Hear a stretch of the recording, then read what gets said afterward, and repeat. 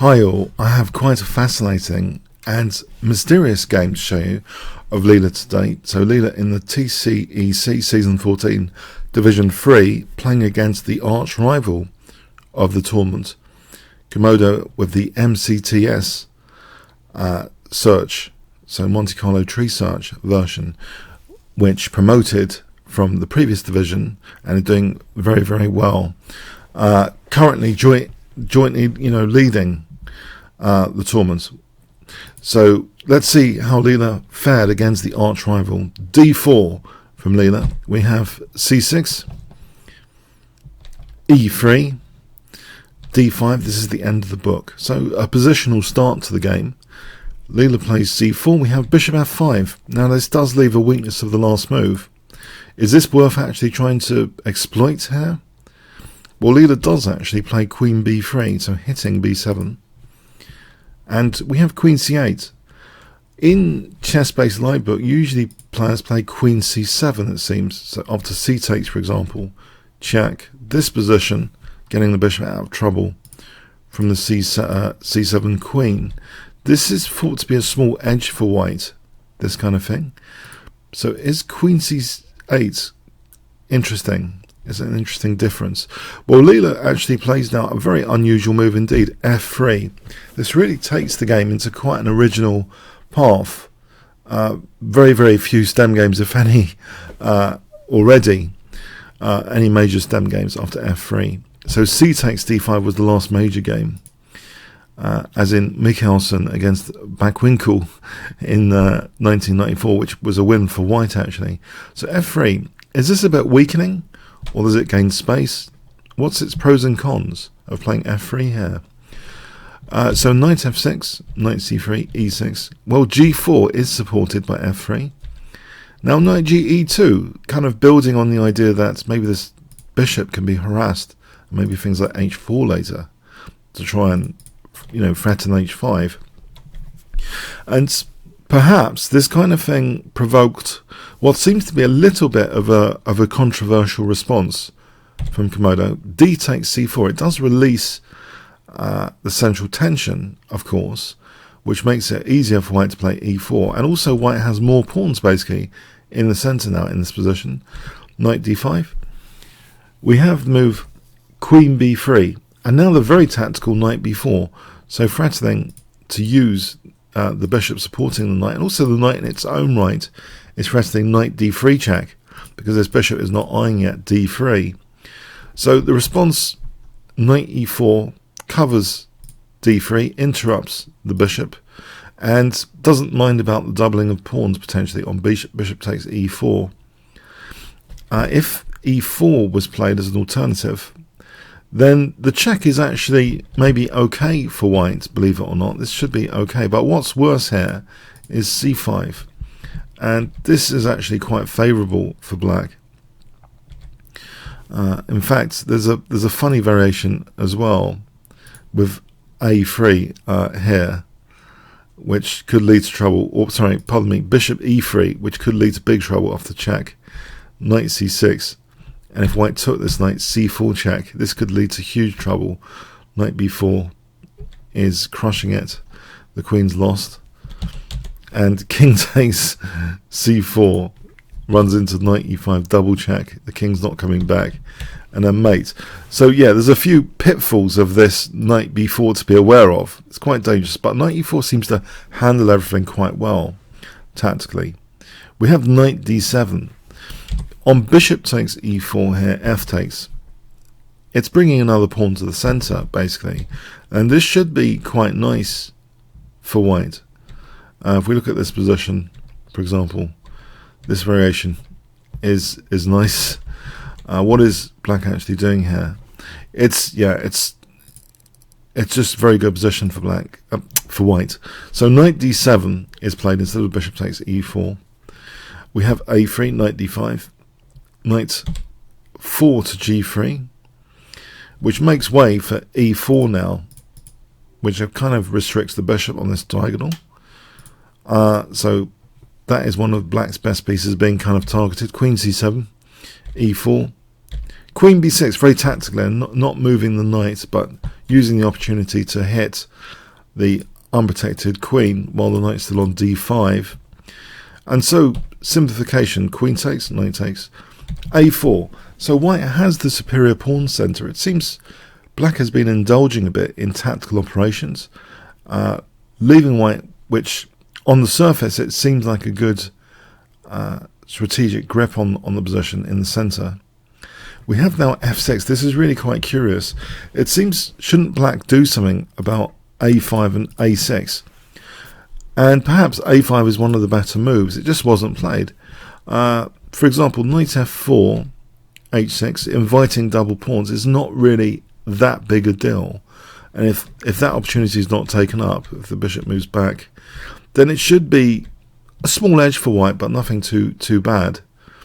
In the game, yes, this is very interesting. f6 is played. Now, with Leela's extra central control, it seems there's a natural idea here as well, driven by two tempo gainers. These two pieces here can be tempo gainers for a5 and on this side h4, h5 respectively. And you might wonder, well, why get pawns there? Because you get fawn pawns in both sides potentially. This is the interesting idea in this position which is now available. And what would be the point of this?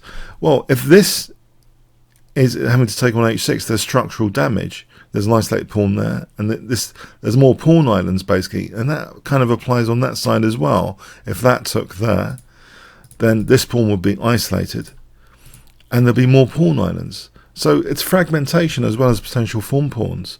How does black handle this? So a5 is played, and now g5.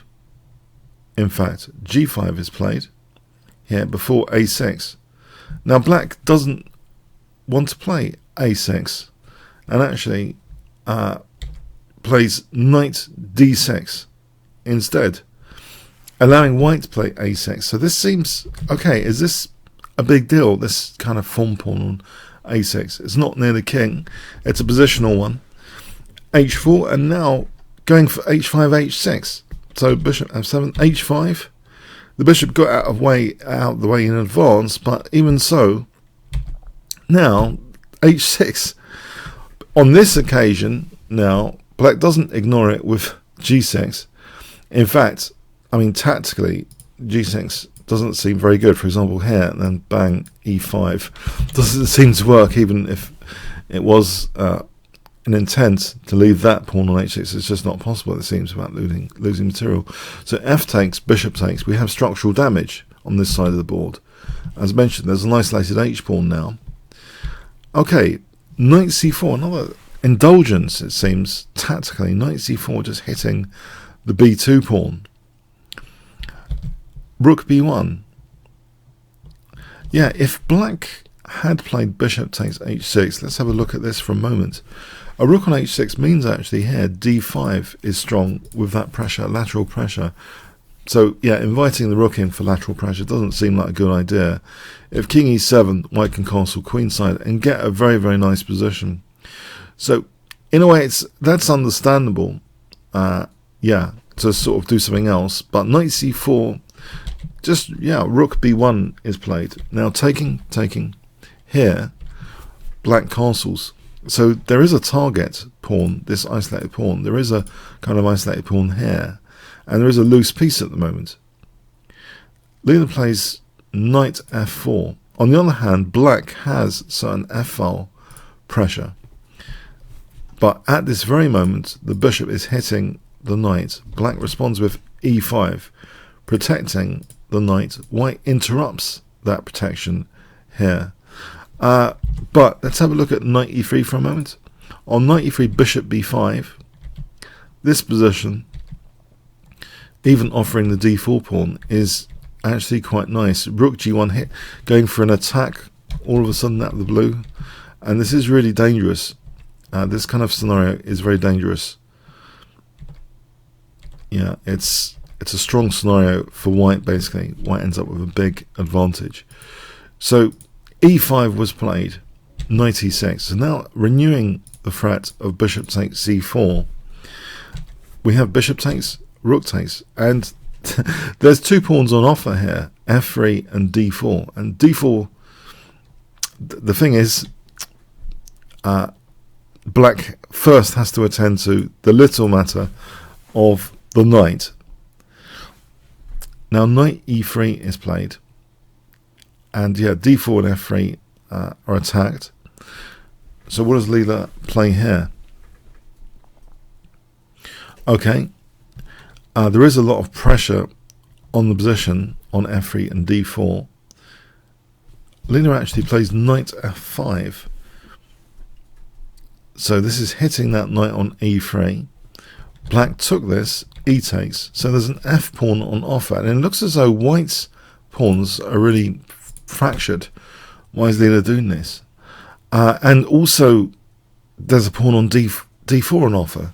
So either f5 or d4. Well, e takes d4 was played. On rook takes f5, rook e7 is strong. Now bishop c4 is in the air here, so there's no rook f7. That would be pinning that rook to the king. So say rook d8, here bishop b5, and this pawn is very dangerous on a6 here. D takes, for example, then rook d1, and white looks forward to a very good advantageous pawn on a6, big advantage. So here actually, yeah, it's difficult to consider rook takes f5 in the light of that. So e takes d4 was played, bishop b5, knight f6, and now king d2, which makes way for the rook immediately to be a nuisance with rook check, for example. King h8, rook g1 anyway. Now knight g8. Black's pretty passive, but is technically hitting this pawn. So white at the moment has strong pressure for the pawn, and this kind of form pawn here, queenside positional form pawn, as opposed to h pawn on the king, which is more attacking pawn usually when black castles kingside. So positional form pawn, rook g5. We have h6, and now rook g1, offering this f5 pawn. Yeah, not bothering trying to protect it, just offering it to be 2 pawns down. You might think this is a bit strange. 2 pawns down. Yes, Leela is now 2 pawns down. Very, very dynamic position, though. Look at this potential for the 2 rooks and the bishop to coordinate. There's something very special about this position. Rook c6 is played. So there are opportunities now to get to that 7th rank, and this would be devastating. For example, setting up mating threats. So rook f7 parrying that, but still 2 pawns down. Okay, so black wasn't wanting to take another pawn. If taking another pawn, let's put this on the board. Here, bishop d3 is strong there for rook h7 mate. So what does black actually do there? Say rook h3, and rook f1 is best for rook f7. And black's pretty defenseless here against this invasion on the 7th rank. So that certainly is enough. And black would have to give up a piece, etc. That certainly is crushing. So rook f7, but still, Leela is 2 pawns down. Doesn't that mean anything? Bishop c4. We have rook h7. Yeah, this seems like kind of a meek move to play. But black is wanting to keep control of the 2nd rank, to avoid rook c7. If black had taken on f3, the same story. So bishop d3 though, rook d7, and now this one goes to g6. Rook h7. On here, if rook b8, it's actually really strong to play bishop c4. That treble targeting of g8, treble pressure, would cause damage. Black would have to give up a piece, because knight e7 here, then there's rook takes h6, checkmate. So yeah, this is really dangerous. Rook h7, and now, okay, 2 pawns down, just playing f4. Black looks actually quite helpless here in this position after f4. This bishop is really quite a dominant piece here, and this pawn has mobility. we have now rook c8. On rook f8, just to give you a scenario, because that looks as though, well, why not try for another pawn? Say king c2. The thing is, the rook can't take because the rook takes g8, so it's tied down. But so say black plays this, f5, and then f6. And if knight takes, then bishop c4. And here, in this variation, this is interesting. White is 3 pawns down, but it appears to be a winning position. White is actually threatening things like rook takes f6 and then rook g8 checkmate. So 3 pawns down, but what is black actually doing? Black's actually just shedding material. Black has to end up being material down. If taking on h6 here, then check is nasty, scooping up loads of black pieces, that's check. And then taking the rook after. So, yeah, let's go with this. King f7. Check. Check. Rook takes. This is better for white now. With the prospects of the a6 pawn. It's just very, very dangerous. So rook c8 was played. Bishop c4. The knight has to move. Now rook d6. The pressure is on. Things like rook d7 now. So b5 is out of desperation, it seems, giving a pawn back. But no, there's not just the idea of rook d7. The rook is actually pressurizing. In fact, rook d7 is mostly harmless sometimes. The rook is actually currently hitting h6. So one of the big threats here is bishop d3 to nudge that rook to play rook takes h6. So b5 was played. If rook b8, for example, then bishop d3 is the strongest. So rook f7 we just take here, winning. So rook d6, b5 is played. That is taken actually now. Knight f5, rook f6, knight e7, and the bishop drops back. Rook b8, b3. So just a pawn down, but it remains a totally dominant position. Rook a8, bishop d3, knight g8, rook c6. And this is with intentions to regain some of the material now. So rook takes c5 here. Rook a f8. Black dare not take on f4 because, again, the 7th rank, rook c7, is crushing when the idea of rook joining it. For example, here, or here, rook g6, threatening h6. This is devastating. Check. Check, scooping up black's material. So very dangerous stuff. So rook af8, rook g4. We have now knight e7, bishop c4, rook h7, rook h5, rook f6. And now the pawns on the queen side are pretty dangerous. There's 2-1 at the moment on the queen side. d3 wanting to distract white, but b5 is played.